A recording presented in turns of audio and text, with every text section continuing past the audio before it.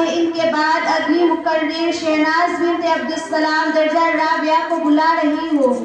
اس شعر کے ساتھ ادب تعلیم کا جوہر ہے، زیور ہے جوانی کا، ادب تعلیم کا جوہر ہے، زیور ہے جوانی کا، وہی شاگرد ہے جو خدمت استاد کرتے ہیں۔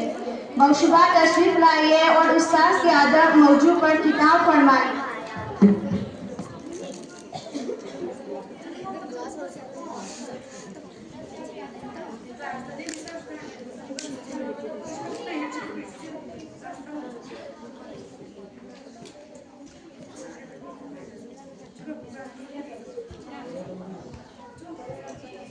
السلام علیکم ورحمۃ اللہ وبرکاتہ۔ الحمد للہ رب العالمین والعاقبۃ للمتقین والصلاة والسلام علی سید الانبیاء والمرسلین وعلی آلہ واصحابہ اجمعین، اما بعد فاعوذ باللہ من الشیطان الرجیم، بسم اللہ الرحمن الرحیم۔ بابرکت مجلس پر جلوہ افروز بزرگان اور میرے عزیز ساتھیوں، آج مجھے جس موضوع پر لفظ شاعری کا موقع ملا ہے اس کا عنوان ہے استاد کا ادب۔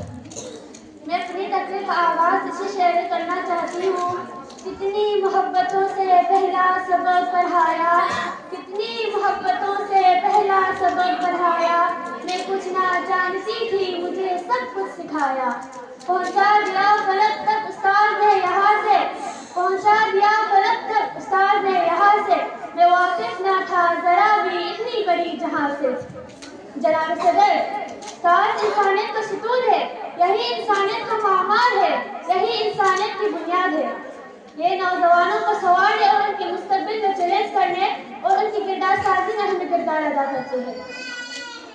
سنگ بے قیمت تراشا اور جوہر کر دیا، سنگ بے قیمت تراشا اور جوہر کر دیا، شمع و علم آنگری دل منور کر دیا۔ حضرت علی کا فرمان ہے، جس نے مجھے ایک لفظ پڑھایا میں اس کا غلام ہوں، چاہے وہ مجھے بیچ دے یا آزاد کر دے۔ دین اسلام میں علم کی بہت بڑی فضیلت ہے اور حضرت محمد صلی اللہ علیہ وسلم کو اللہ تعالیٰ نے معلم بنا کر بھیجا ہے، اور دین اسلام میں اس وقت تک علم کی اہمیت رہے گی جب تک دین اسلام میں اساتذہ کو عزت نہ دی جائے، اور وہ طالب علم کبھی کامیاب نہیں ہوں گے جو اپنے اساتذہ کی عزت نہیں کرتے۔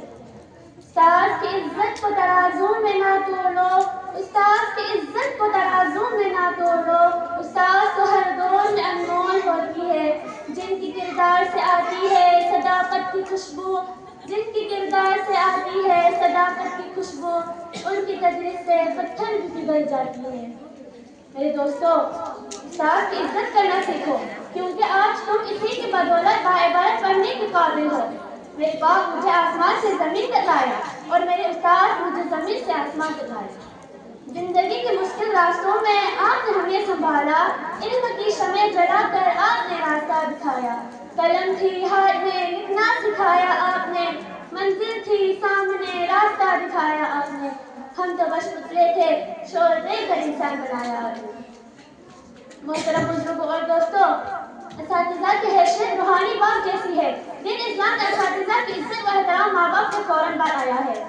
ایک مشہور قول ہے، با ادب با نصب، بے ادب بے نصب۔ جو شخص اس کی معنی سمجھ جاتی ہے، یاد رکھے وہ کبھی ناکام نہیں ہوگا۔ استاد کی مثال ایک چراغ کی طرح ہوتی ہے جو دوسروں کو روشنی دینے کے لیے خود کو جلاتا ہے۔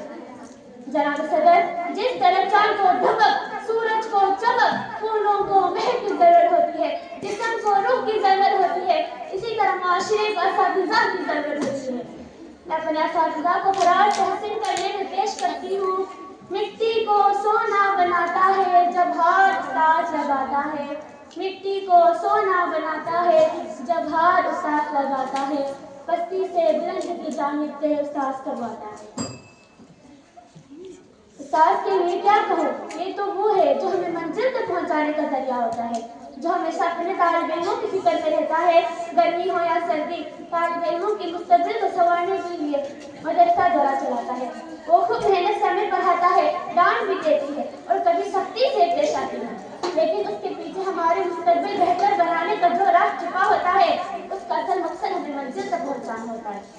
شکر کرتا ہوں میں آپ سب کا کہ ہمیں سختی سے، محنت سے اور پیار سے پڑھایا اور آج اس مقام تک پہنچایا۔